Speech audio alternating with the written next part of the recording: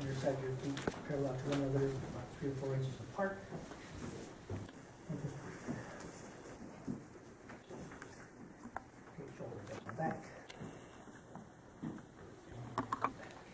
Inhale, shoulders up. And exhale, shoulders back. Okay, left foot back. Make sure your body's drawers are stacked. There we go. Shoulders up and back. And just breathe. Okay. Right arm.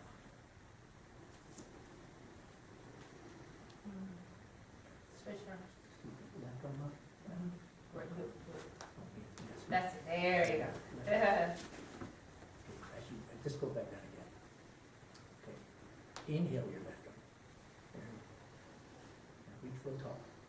And exhale, bend forward. Halfway down. Here we go. Put your right arm on your hip, on your sternum. Breathe. And then exhale down to the floor.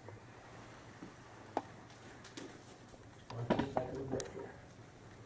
Let your head hang. Next inhale, put your arm next to your ear and inhale up. And reach tall. Exhale, your arm down and move away. Both hands on your start. Here we go, one more. Up.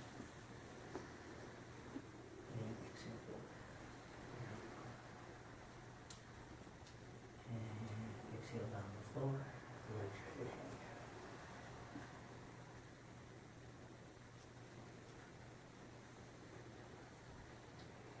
Next inhale, arm up to your head, inhale up. Reach up tall, and relax your shoulder and exhale down. Put one hand on this one. Inhale up. And forward. Hold here for one cycle.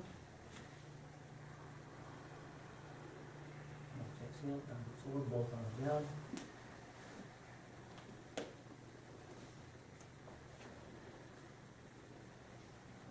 And rotate to the, rotate the left. And other. Down, down. Inhale to the center, exhale to the side. Inhale to the center, exhale to the side. One more. To the center, exhale to the side. Next inhale, we walk around your leg. And back up to front. Keep your arm down. Arms up like wings. And fly all the way up in here. There we go. And relax your shoulders. And your shoulders. Now, right foot, put your hands on your sternum. Right foot ready.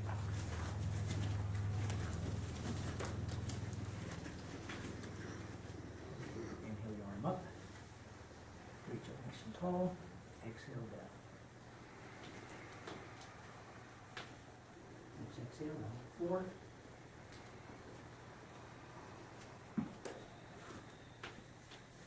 Next inhale, arm next to your head. Inhale up. Okay. And exhale back. One more. Here we go. Inhale up. And exhale forward. Exhale down the floor.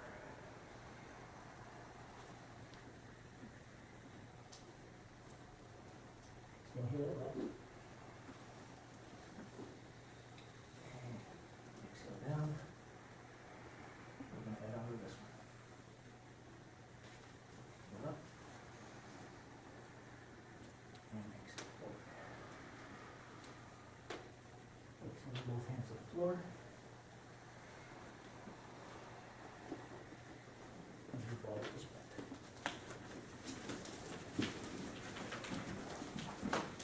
Center, inhale, exhale as you glide inside.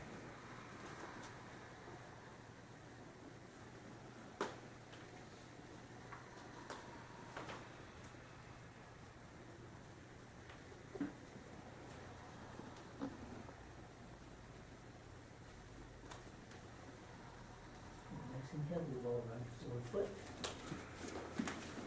On your lunge here. Relax. Back foot up in front. Keep your bum down. Arms out like wings. Fly all the way up in here. And back to namaste. Thank you very much. All right, so, let's switch places. I'm gonna just, because I'm really wanting to get a lot of time stuff done, so let me just go over a couple things, and then we'll get Jeff going, because I wanna keep moving along here. So what I can see is that Paco has like this quiet authority, you know, which I like. I think that what will happen when you start teaching is that people will be drawn in, because you're not loud. You know, you don't come across dominant. And so I could just see them like listening. Do you know what I mean? And I think that's kind of a very nice quality. There were a couple times when I thought you could have been a little louder, just because I couldn't quite hear the instruction. So I was maybe mistaken. I thought this was going to be for Yoga 1. I would say that what you did was a Yoga 2 or Yoga 3 cueing, which I thought was great. If it were Yoga 1, you would teach them how to do it. So when we do this pose, we make sure that the left foot is over in the left lane, the back toe is turned straight, it's not there. We practice the hinge at the hips. All of the detail would be much more thoroughly taught before you would actually go into the practice. So I'd call that a real clean cueing for Yoga 2 or Yoga 3. The only thing you might have done for any level is said, if you think it will be difficult, we're going to do the Vinyasa sequence now because you're thinking they all know how to do it, you might have some blocks available if the floor seems a long way away, if hips feel a little tight today. It's always nice to offer the blocks so that people don't go, oh, I didn't know what we were doing, now I got the block.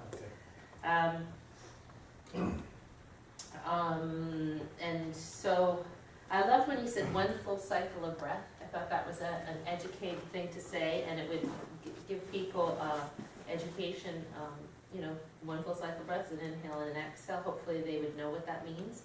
I think if you're going to direct your demonstration was very clean.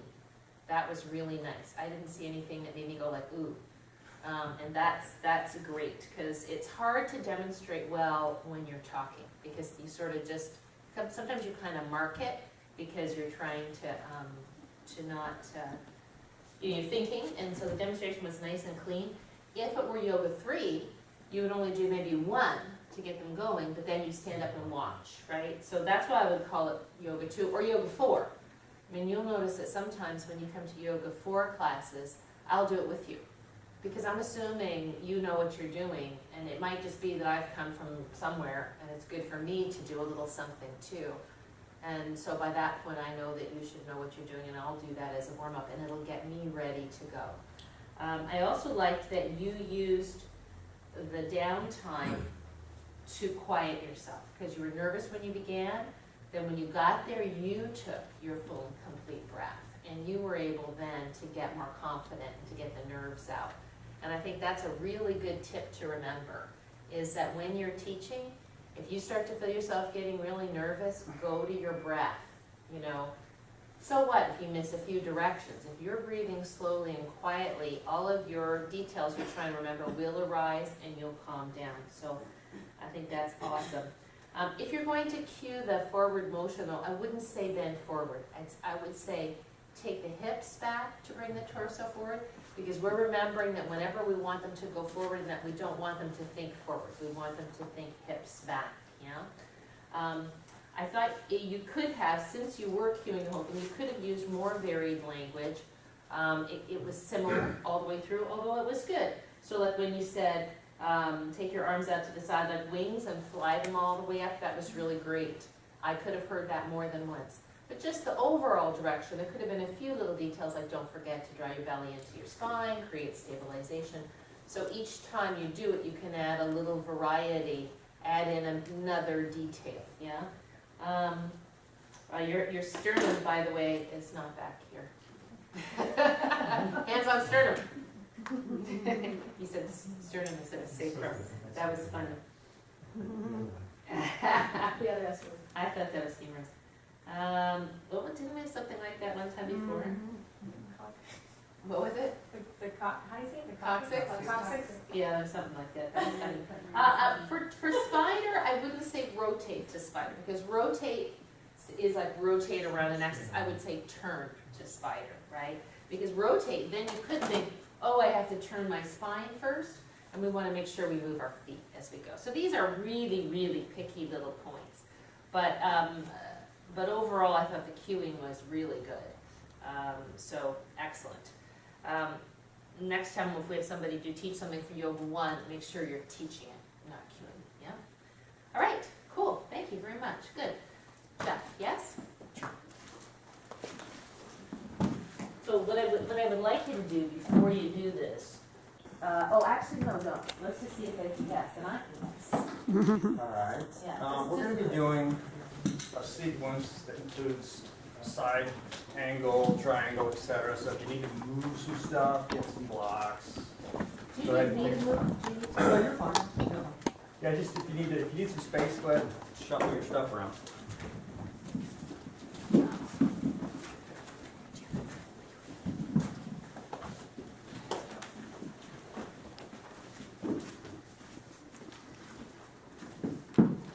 This sequence is going to be for a more advanced class, and I've been told the purpose of yoga is to still the mind, which tells me how far I have to go, how much work I have to do.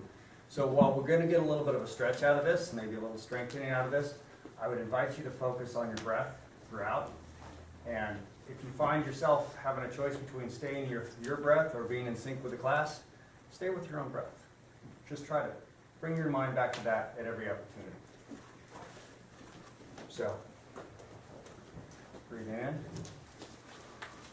establishing your Ujjayi breathing.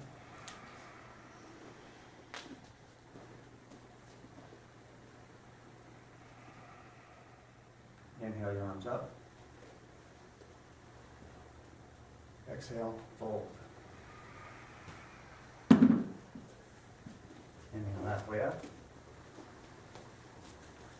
Fold. Inhale your arms up to the side. Exhale, hands outside. Inhale your fingertips past your thighs, overhead. Exhale.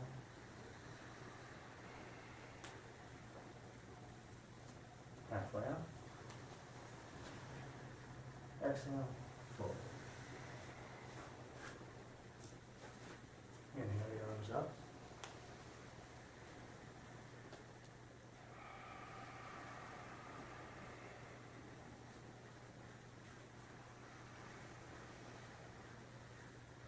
Exhale, roll.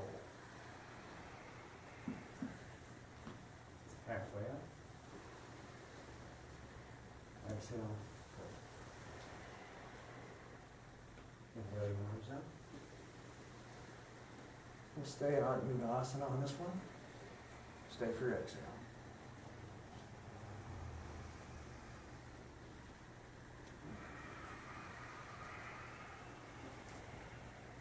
Halfway up, stay for your exhale. Left leg back, high lunge. Sink into high lunge and breathe for 5 breaths.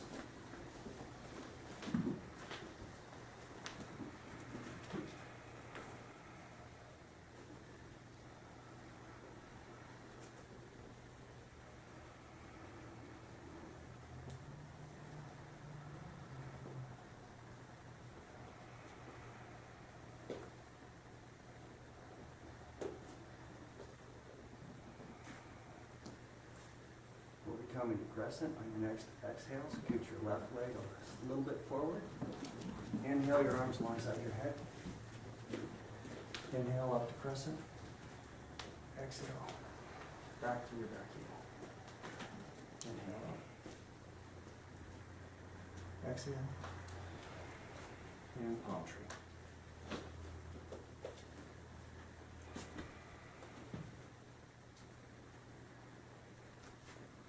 Long spine, draw your hip back, focus on the breath.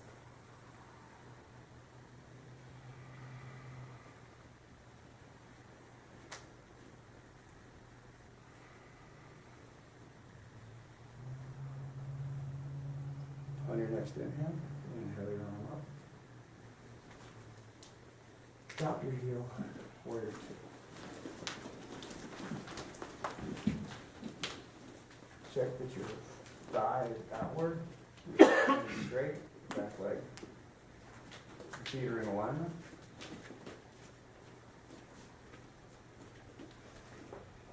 Breathe into the pose.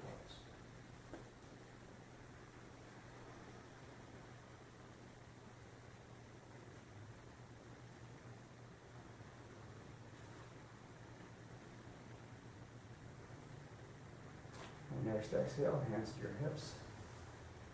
Breathe in, exhale, side angle pose.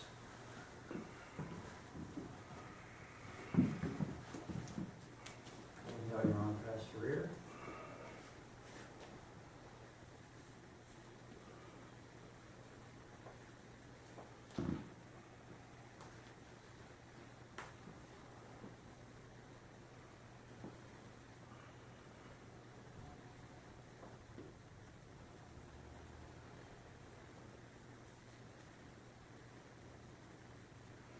Keep doing that. On your next inhale, warrior two. Bend your knee maybe even a little bit more. Inhale, straighten up, relax. Drop your arms. Take a breath. Inhale, warrior two. Trikonasana, triangle pose.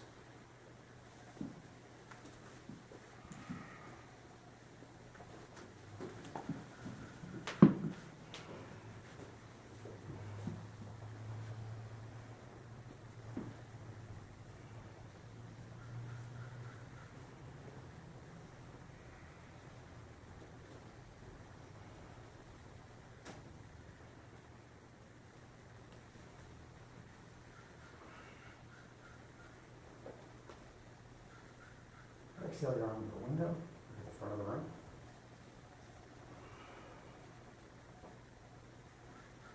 Bend your leg, window high lunge. On a block, fingertips. On your next exhale, revolve your high lunge. Exhale your belly to the wall. Inhale your arm past your ear. Breathe into the pose as you press back through your heel.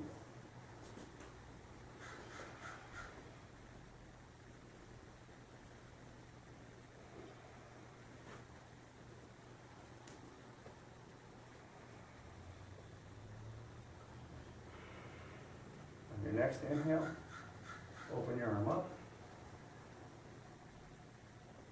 Back to downward facing dog. Pedal it out.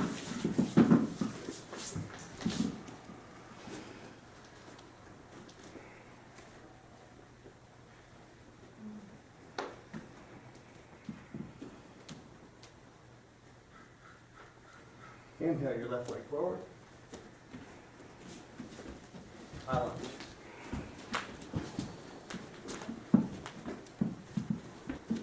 Breathe into the pose.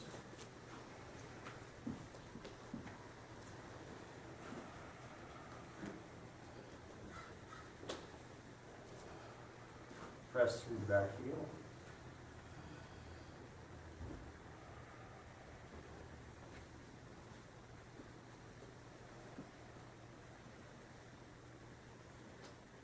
As you exhale, you might want to move your back foot forward a little bit. Inhale your arms alongside your head up into crescent pose.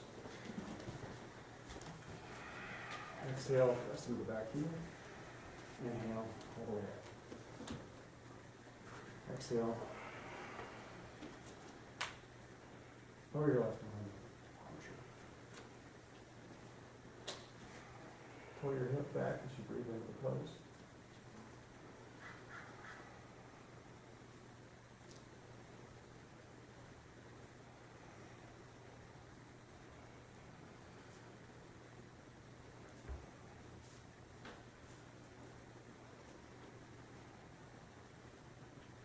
On your next inhale, breathe your arm up. Rotate your heel, warrior two.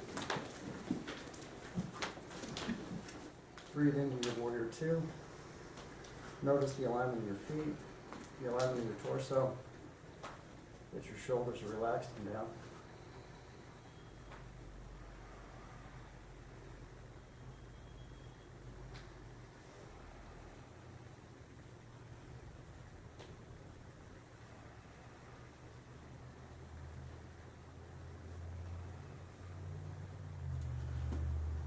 Exhale your hands to your hip creases.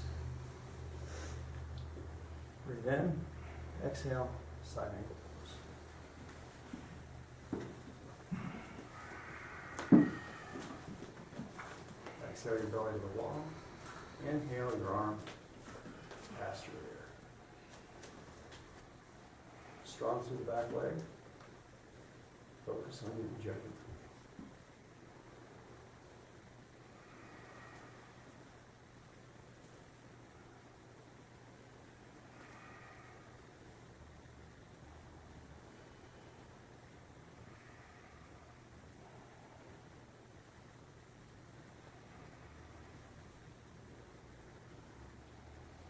Keeping your front leg bent.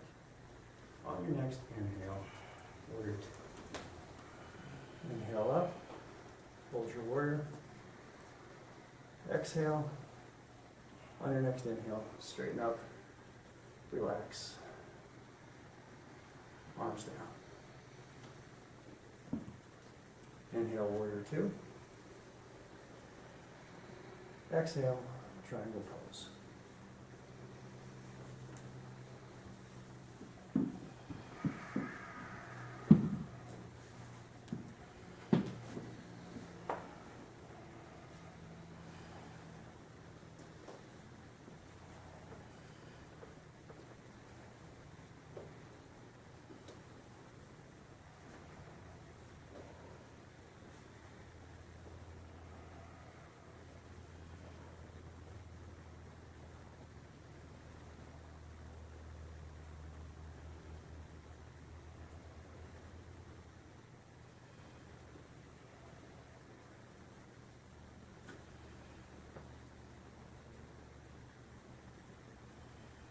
Your arm forward to the wall, your head down.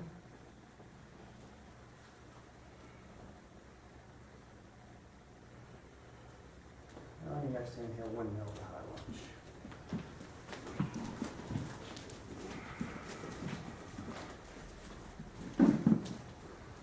Exhale, revolve your high lunge. Revolve fingertips. Inhale, your arm past your ear.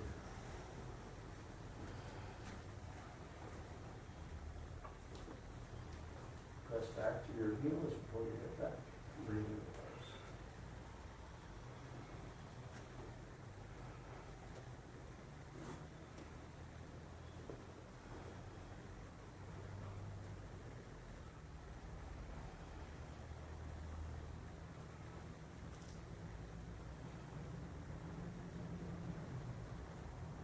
Inhale your arm up.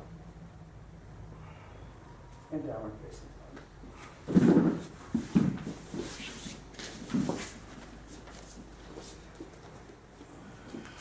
Thank you.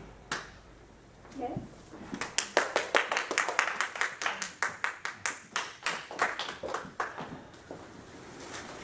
All right, well, you're all warmed up. Yay, great, great. So,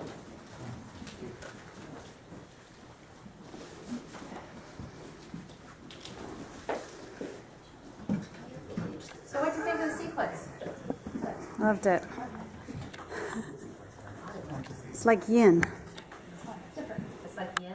Yeah, it's very slow, breathy. No, talk about the sequencing. Yeah. The choice of poses sequencing. Love it. I liked it. It fulfilled the biomechanical purpose, right? If he did lateral poses, he did revolved triangle or revolved high lunge to counterpose them. What was it? We started with crescent pose, right? High lunge to crescent pose. Like, you know, I thought it was, I like the sequence. I don't like stepping from crescent pose to warrior two. And I watched you, and very few people did it elegantly. So that's not something I would choose, other people choose it. I just have never, I mean, unless you're a super elegant practitioner, it's always awkward. But you can do it. I mean, I know that people do things just to make it different, and I am not one of those people. If it's not elegant, it's not useful to me personally. But that's why I didn't say anything, because I wanted to see how it would go. I was gonna say, it's not my favorite thing, but I thought, well, let's just see how it goes. And as I predicted, it didn't go very well. I mean, it just doesn't look good. It doesn't flow. So that's my personal choice. It's not wrong, right? What would be better? Huh? What would be a better transition? Well, I just like, well, let's see, let's go from the beginning. So I loved how you introduced it. I thought it was very humble, I thought it was very kind, and you set yourself up as part of the group. I don't think that you would need to, I wasn't sure when you said this is a more advanced class, I don't think you need to practice with them the whole time. Now, I practice with people the whole time in Power Yoga. That's the one time I do that, and that class is set up for that. So people were a little tight here. It would have been tricky to walk around. But the idea would be that you would do this sequence. You have them focusing on your breath, but you walk around and help a little bit. And that wasn't really possible given the circumstance. But it would be good now. It was a long sequence, so it was real sequences for yoga asana classes. And I'll tell you what, as soon as you look at this, you go, wow, that's not how you do your class. So, I mean, it's basically saying if you wanted to go home and tomorrow I said, go ahead and teach a Yoga 2 class or Yoga 3 class, you go, what do I put first, what do I put second? It would just give you a basic overview of the general possibility, right? So certainly classes don't have to go in this order, but this is a kind of traditional order for a class, and it could change. And I'll go over it a little bit in a sec. So as you start to make your choices, number one, everything has a purpose. And I think that you all know that. So that if I said to you, Jeff, why did you put in this? You would say, well, because I thought it would do that, right? It's not just, oh, well, it seemed like a good idea, right? And even when you're teaching a class and you're kind of going, oh, shoot, what should I do now? The purpose of that pose might be to give me time to figure something out. And that would be an okay purpose too, because you know that while you're teaching the whole time, you're making choices. You're not just running things because it seems like a good way to fill time. And I put in here too, and I think this is very important because a lot of teachers will do this. If you go to somebody's workshop or you go to a class and somebody does something and you go, oh, that was neat, and then you just go and do it in your class. But you haven't really thought about it, maybe you haven't practiced it yourself, don't do it. Wait till you have a chance to try it out yourself, go over it. Like you might say, hey, I went to so-and-so's class and they put this with this and that kind of worked well. Okay, I'm gonna try that in my own practice, see how it feels, and then put it in. But be a little bit careful about just parroting stuff before you've really absorbed it. And that will for sure work better. Look at your group. So if you have a sequence planned and it's all about chaturangas, and 4 people have shoulder issues and are saying their neck hurts and it's just after a holiday and everybody's tense, then maybe you say, this isn't what I'm going to do today. And you leave that out. Or maybe you shorten up what you were going to do with it. And that doesn't mean you should always go, Barry, remember your question about the lowest common denominator. But you don't want to just plow on with your plan if it doesn't seem to work for the whole group, right? Postural foundation, moving from the breath. So that you're continually, always reinforcing Ujjayi breathing, always reinforcing the principles of mountain pose, of the 13 inches, of neutral spine. All of those things come into every single pose in some way or another, so that it's not just like learning dance moves. You can do the funky chicken, you can do the triangle, you can do the this, but everything is a variation on something else. And linking families of movement, that's the next one, right? That if you can think about, well, I want to do a class today, it's kind of an overall class, so what should I put in? Well, what families of movement need to be included, right? We need to open the chest, we need to open the hips, we need to strengthen the hips, we need to counterpose that, and then when you're teaching, to relate it to other things. This is just like you're doing Jatara Parivrtasana on the floor. Oh, this is just like when we do revolved triangle standing up. Same family of movement, right? It's an outer hip stretch and it has rotation. Yet, if you're teaching a Yoga 1, you should modify significantly your own intention of what you're going to teach, because you're teaching it so Intensively, sure. Detail, in such such detail way. detail, you're not going to get through what you would get through in a Yoga 3 class. Right, and you wouldn't Not even plan close. to. And you wouldn't plan to, right, exactly. So you don't make a plan that has all of these things in it. But, again, if you think about beginners or ultra gentle people, you can't do the same level of intensity on any one body part. So just like we talked about, you're not going to do 3 lateral poses in sequence with Yoga 1 people. You might do 2, you might do 1, you put a little something in, and then you could come back to it again. Or if you did do that, you wouldn't stay as long, right? So, so taking into account that, especially with Yoga 1 people, if those people are only coming once a week, Christy and I went to a class yesterday in LA with a really wonderful teacher. She had a lot of people with back issues in there. She did 2 poses, 2, on the back, the whole thing on the back. And we saw the value in it. It was really detailed, really good. However, I said, gosh, you know, so you kind of wonder if those people only can get here today and a week from now, how does that work? Now, for the person that had the massive back herniations and stuff like that, maybe that was just what she needed.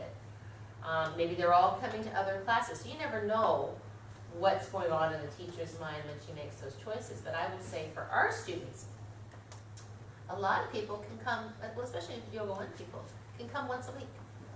So you kind of want to give them an overall little bit of everything most of the time. I mean, maybe you're going to focus on shoulders that day and you kind of do a cursory job on the hips. But, you know, I think you've heard me say, well, we got to get some hamstrings in here. You know, we don't have to make it hamstring or us every single time. But especially with people who are relatively stiff, we've got to build the flexibility. Because that goes to the next pose, which is the next thing, which is freedom before leverage. And the other would be you can't strengthen a tight muscle. And I didn't put that in here, but I should have. I think I put it on my sheet, so you might want to write that down, which is that you need to warm things up before you try to strengthen them. You don't want to go into Virabhadrasana 3 as a strength pose unless you've warmed up the hamstrings, unless you've warmed up the psoas and the back and Achilles tendons and all those kinds of things. Even for the most advanced practitioner, you want to make sure that you've created a little mobility before you build strength. Yes? And freedom before leverage is, for example, if you want to do chest stretching, you might do clock face or some kind of arm opening before you put the hand on the wall and stretch, right? You want to have done some rotation before you do revolve namaste. And now you're using one body part on the other to create leverage. Does that make sense? So anytime you do anything other than just move your own body in space, whether you're holding a block, whether you're anchored to the floor, the wall, or another body part, you're using leverage, yeah? And so that means force from outside coming to the spine. So just make sure that if you're gonna do something that has leverage, that there's been something to warm it up beforehand. Do all these make sense? The half salutations somewhat count, and I mean, we'll go into a triangle or a side angle pose or a revolve island. Prior to that, the half sun salutations serves to free everything out before we do that. Is that the purpose of that? Yes, that's a great point. Christy and I also went to another workshop yesterday, which was a workshop on backs, with a pretty well-known teacher. And it was interesting. But what's fascinating about it were how many people there who were teachers who really didn't know anything about backs. And that was kind of scary. And so their idea of warming up would be something like a sun salutation or a half sun salutation. That's not my idea of warming up. Unless you're very flexible and mostly young. So we do that as a warm-up in Yoga 4. We do it as a warm-up in Power Yoga. But warming up with two legs together and the body coming forward is pretty big, right? Because now you've got all the weight of this being held here.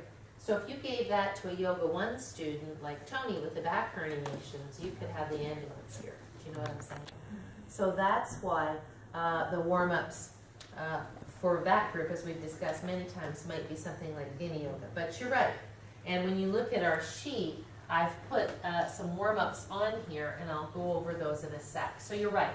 The idea that we kind of bring, I think Lisa, I said to you in your sequence, you had some small motor movements before the big motor movements, right? Especially for an older group.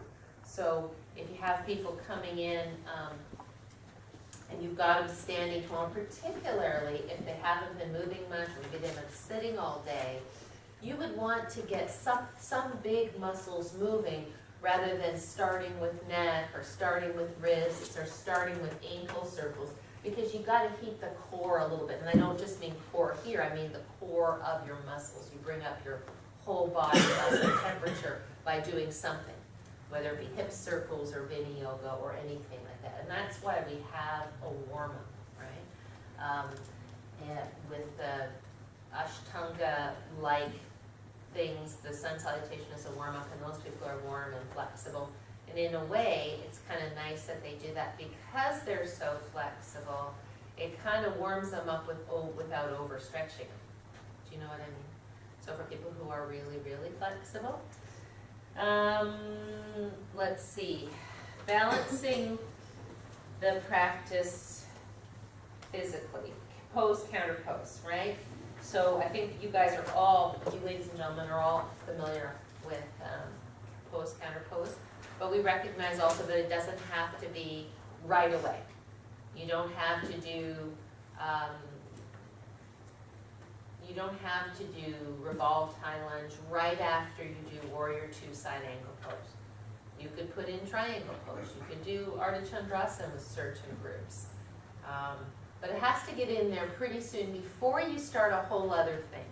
Like I would not do warrior 2 side angle pose, windmill over to downward facing dog, chaturanga, roll over on your back, do some abs, and then come to your revolved high lunge. Do you know what I mean? Because then you've got into a whole other set of muscles before you've released what was directly active in those first poses. So, you know, and it's always kind of a, Darcy, you know this, it's always kind of a little game in your mind. How far am I going to stretch this before I come to the counter pose, you know? Because you always know you have that ready to go. And as I get older, I can't go too far because I'll forget. Is there one of the handouts you have in here, or maybe the one time I wasn't here, I watched the video, but I'm not clear on what's really a pose and then what the counter poses are for many of them. I just Right. thought, is there a bigger, broader picture you could give us briefly? Or maybe I could just do it separate if necessary, but No, it's a great point. I just don't know what that is. That's coming. Okay, thank you, Yes. sorry. No, thank you for bringing it up. It's a great point, because, see, it's helpful for me to know what isn't clear so I can clarify. So what we're doing is kind of breaking this down into groups of movements, right?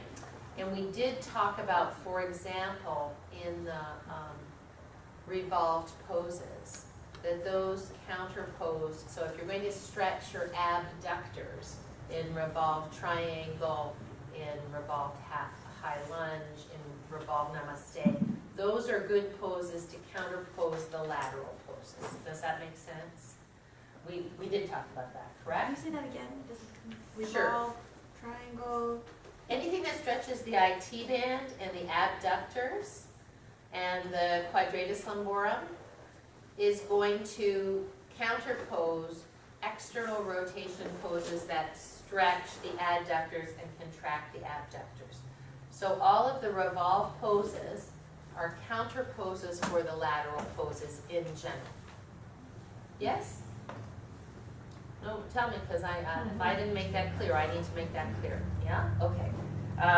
And as we get into crescent pose and back bends, we'll talk about how those counteract the forward bending, right?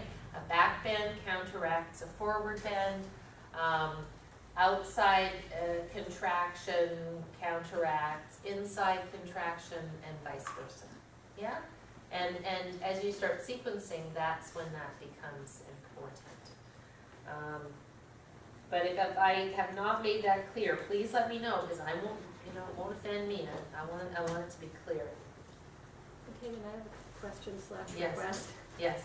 and I'm obsessive enough to do it, so I'm sort of volunteering with your Good. help. Could we make a list of all the poses, and then counterpose all those poses for someone OCD like me? No. And not even that. In That's not that alphabetical easy. order. What I will do over the holidays is on my list, and I told you I'm gonna do it and I haven't, because it's just that's the way life is for me. I will give you the syllabus. So it will have everything broken down into sort of, again, everything is kind of, we can call them front and back poses, we can call them lateral poses. We have these sort of families of movement, but they can all have other aspects to them. And then, if you want to, you yourself can make counter poses to those, but I think you should understand the principling of counter poses, because there's so many ways to counterpose something. I mean, if you wanted to counterpose lateral poses, there are innumerable ways to do that. What are the classic ones like that? It's really I think it's better not to try to memorize things like pose, this pose, that pose, but to understand the actual movement, the muscles, not necessarily by name that are used, and to practice in your own practice and know why we're going there. And then you're more likely when you teach to do it by feel than by trying to remember things like that. Because it will make you less intuitive of a teacher. But you can do that yourself if that helps you, but that's not how I like us as a group to think about it. Audrey, when you have counter poses that you're putting in your sequence, if you've done a series of lateral poses, say you've done a series of 3 lateral poses or 4 lateral poses, do you counter with, does it counter whatever the counter pose with one revolved pose? Or do you need to do a whole series then of the revolved poses? That's a great question. And the answer is it depends on where you want to go next. So somebody put in their practice, their sequence that they sent me, Warrior 3 preparation, which was great. I mean, I love Warrior 3 preparation, but it hadn't been warmed up. There had been no hamstring stretch beforehand, and there had been no hip flexor stretch beforehand. And what's going to limit you in Warrior 3 preparation is if your hamstrings aren't warmed up at all, and now you're doing this and you can't get any lift here because your pelvis is going like this, and this hasn't been warmed up at all, so this can't go very well. Then or maybe your hamstring cramps in the back because it hasn't been elongated first. That probably wouldn't be the optimal choice. So you'll notice that if I'm gonna do Warrior 3 preparation, I will have already done some kind of hamstring stretch, and I would have already probably done crescent pose. So that those two things give you the two sides, the two component parts. Does that make sense? Yeah. But to answer more directly, for me, if I do Warrior 2 side angle pose, triangle pose, either revolve tie lunge or revolve triangle would counterpose those quite sufficiently. And then it's always nice if say we do Warrior 2 side angle triangle, we come over, we do revolve tie lunge. What would be something nice to go to next?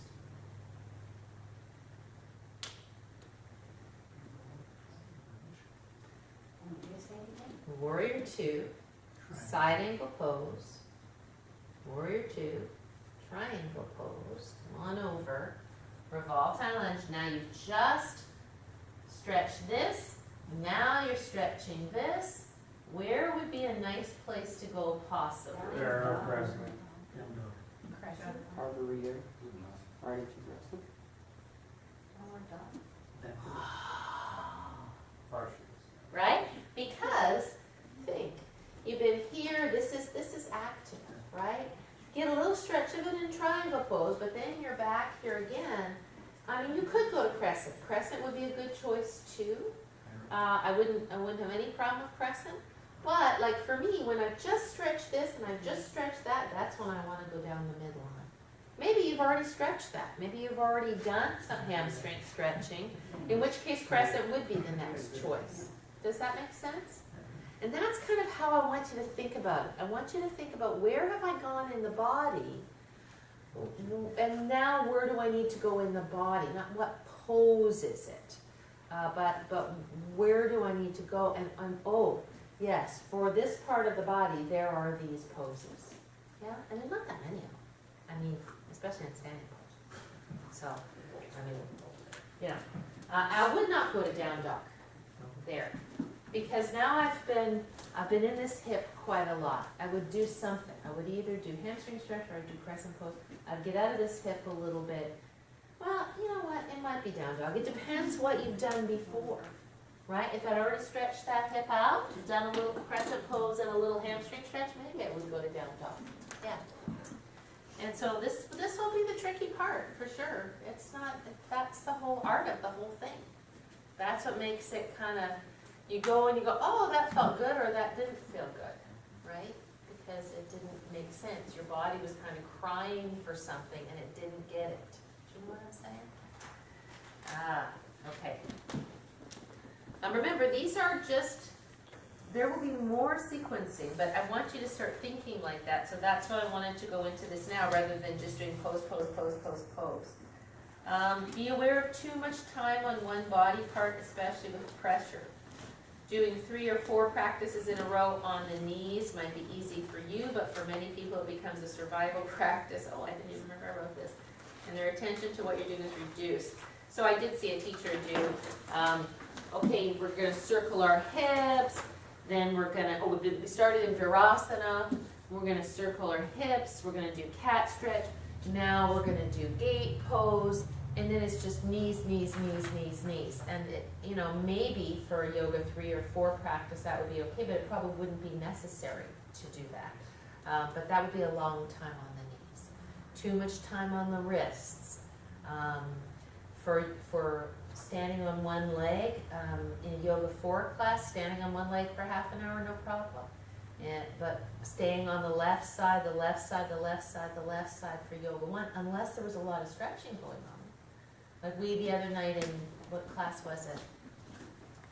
I think in yoga 1 at 5 o'clock, we did some rolling of, which is unusual, but I had a good group to do it. Some rolling of IT bands, we did stretching of IT bands, we did stretching of hamstrings, we did ball on the hip, we stayed on one leg for quite a while before going to the other one, but I varied what we did on the leg so that they weren't putting too much pressure on one body part the whole time. What else?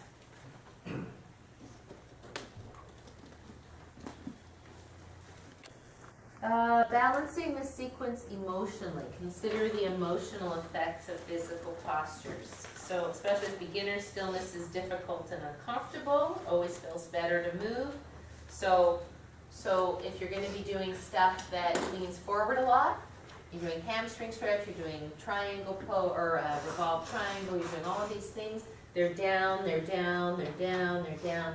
In between sides, open the chest. In between sides, do something besides the fact that the arms are forward, but it just gives them some time to come up from looking down, yeah? And if you know yourself that in a practice, if you do too many poses where your hands are on the blocks, it just starts to be a bit of a downer. You know, I mean, you're there for a while, but then you come up, and you're doing crescent, or you're doing warrior two, or you're doing something where you're standing up in the room, not just looking forward all the time, yeah? So, always good to have that kind of variety going on. Oh yeah, don't do disparate poses because you're on the wall, on the floor, etc. So I put, for example, you're at the wall stretching the chest in an upper back sequence, like say you've been working on upper back, say, let's go to the wall, let's work on stretching the chest. Don't go, oh, while we're here, let's do toe raises, because we can do them at the wall. Because it's just throwing off where you're trying to put your attention. I've seen that before, where it sort of seems like a good idea because you're moving your whole group, but kind of stay with your theme, yeah? If you want, in other words, don't be afraid. Say you've had them come to the wall to do something, and then you come along, and then you want them, I kind of like them to go, it's okay to do that. I mean, the dragging the mats back and forth, maybe not, you know, usually if I say move your mats to the wall, I'm not gonna have them move their mats back, right? Then we're gonna stay there. But you can come to the wall and do stuff and then come back to your mat and then go back to the wall and come back, yeah? And I wouldn't worry about taking up props either, you know, you go, oh, this would be better. Say you're doing something, you go, oh, this would be better with a chair. Yeah, take the time, don't worry, you're in charge. Let's get chairs, you know, that's really okay. Up and down from the floor. So generally the older the group, the less experienced, the less able, the less up and down from the floor. So when Christy teaches ultra gentle, she might start sitting on the chair, she might start standing. They do things using the chair and standing, alternating. If she does get them down on the floor, it's at the end. So they're not going to be getting up and down, yeah? In Yoga 1, especially in the daytime, same thing. I usually do everything chair or standing, and then if I'm going to do something on the floor, I put it at the end. Or if it's a more able group, I might say, hey, we'll be doing a lot of up and down from the floor today. If you have any problem with that, let me know and we'll help you, you know? But that's kind of a direction. Balance your classes and take into account other people's classes when you can. So this comes along down the road. I mean, when Darcy teaches, say Monday, for the Monday, Wednesday, Friday group, if we remember, we sort of talk about what she did. And generally Monday's kind of a warm-up for Wednesday and Friday, yeah. So it's not a bad thing if you jump into a class like that, say you sub my Wednesday class, say, well, what'd you do on Monday? Because you kind of know that Monday, Wednesday, Friday is the same group of people, you know? Just to make sure, if you decide to roll with balls on shoulders, they didn't just do that on Monday, right? And if you're teaching a Tuesday, Thursday, something, then you know, you kind of take that into account as you create your sequence. Take into account time of day, holidays, seasons, current events. 30 at night, you know, you have to leave time to quiet it down. Similarly, if you're teaching a lunchtime class and people have been sitting all morning, you want them to move a little bit. Or, you know, in the morning you probably wouldn't do a restorative class, you know, like an evening class. Not that it would be bad if everybody was tired. And if you come in and everybody says, oh my gosh, I'm just so tired. Oh, you say, well, so how are we feeling today? It's like, oh, I'm so tired, I didn't sleep. Or, oh, this rain is really taking me down. All of that rain. Or it's so hot. So if it's really, really hot, you're not going to do a million chaturangas. Chaturangas are used to build heat, right? Now you could, if you wanted to get, more vigor. But in general, you can get plenty of vigor in standing poses. And warm weather, standing poses are wonderful because you get a little deeper and you're not blowing all your energy on chaturangas, because chaturangas are already hot.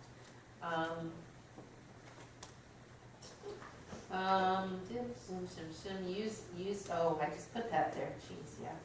Use music wisely. We were trying our things like that Eric Clapton song, that one of the child dying should not have that on. And music, I don't use music very much in Yoga 1 classes because we're just teaching Ujjayi breathing. We're wanting them to hear the sound of their breath.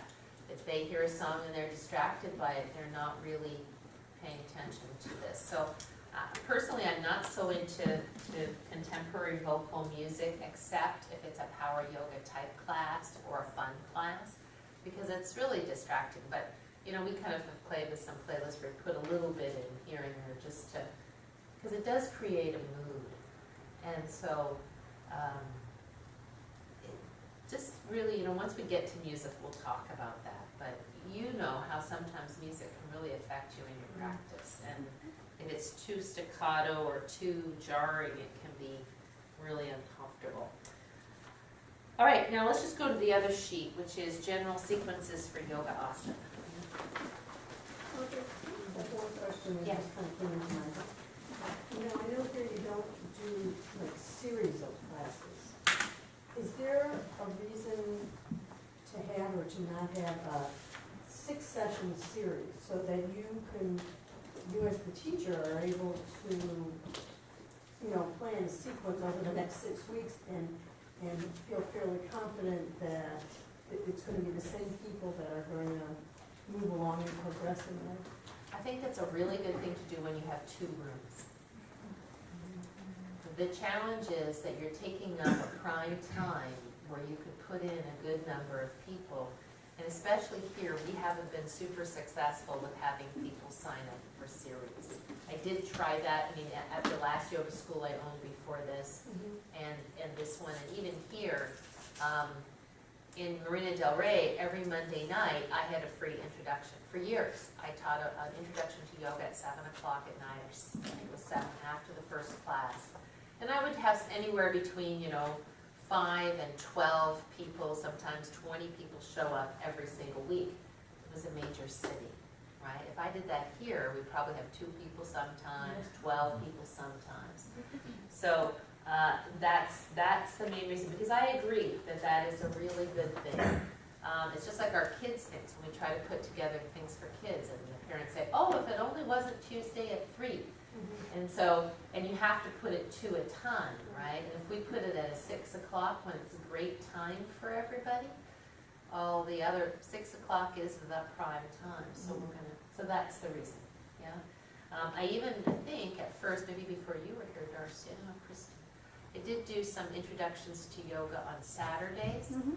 And again, it was it just frankly wasn't worth the time and money for the amount of people that showed up. So it's a tough one. It is a tough one. But I don't know. For you, you won't have to worry about it too much, because in the beginning especially, I teach most of the yoga ones for that very reason. I want you to be able to sub a yoga one or teach a yoga one, and I'd love you to be able to teach a yoga one down the road. But I kind of have our people in my mind at all times. And I kind of know who's going on to this, and I'm trying to send them on, if they're young and athletic, I'm trying to send them on to the yoga 2s pretty quickly.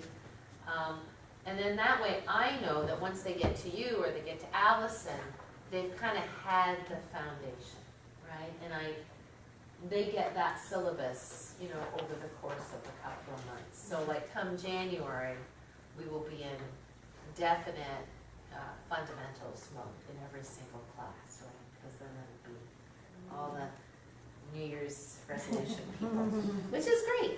Whatever works, right? Whatever gets you there is a good thing. All right, so let's look at this general sequence for classes. Like, you don't necessarily start on your back doing rolling bridge. you know what I'm saying? Because they're just, the component parts haven't been warmed up, right? Could you start on your back with breathing? Absolutely you could. So, but it's always nice to have some time to arrive and bring your mind to your breath.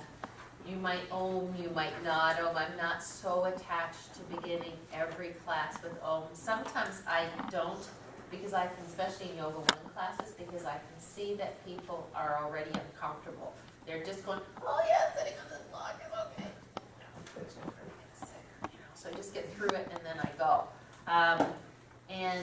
Sometimes I don't do it because I feel like everybody's really antsy and I just want to get moving. But then, if I do that, I will always get pretty quickly to either a child's pose or something that quiets the mind.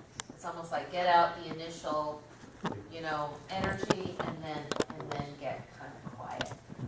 Sorry? Get out the windows. Get out the wiggles. Yeah, sometimes. But in general, I mean, a student said to me the other day, when it wasn't it, it was maybe a year ago. Because I was trying to get a whole bunch of teaching done, and I think like it was a Saturday morning at 9:30 class, and I kind of just got into it. And he said, you know, I really miss how you used to start with the breathing. That really helps me to get settled and grounded, and I really thought that was good. And some people, Christy starts every single class, I think, with standing and breathing, and you're ultra gentle, don't you? Yeah. And so it goes to your own preference too, and what you think is good. I certainly wouldn't just jump into class every single time. You know, in general, it's good to start with some settling. So then, and sometimes, if I have people, a lot of people come in with back issues, I might start on the back right away. All right, well, let's just start here and breathe on the back. So we've lengthened the back, we've let the back relax a little bit, and then maybe one knee in at a time. So there might be a chance I would start on the back. So I put a warm-up seated to kneeling, then standing. Seated to standing is a little tough, although you could do it, especially if you're sitting on a chair. If you're teaching Yoga 1 and everybody's sitting on a chair, seated to standing is no big deal. But seated here, doing stuff, and then just standing up is kind of a lot.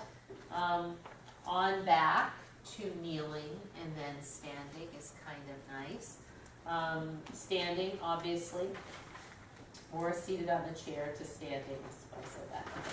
So then you, after you've warmed up, so you just move the back muscles around, then you go for all over body mobilization. So that was your question, Jack.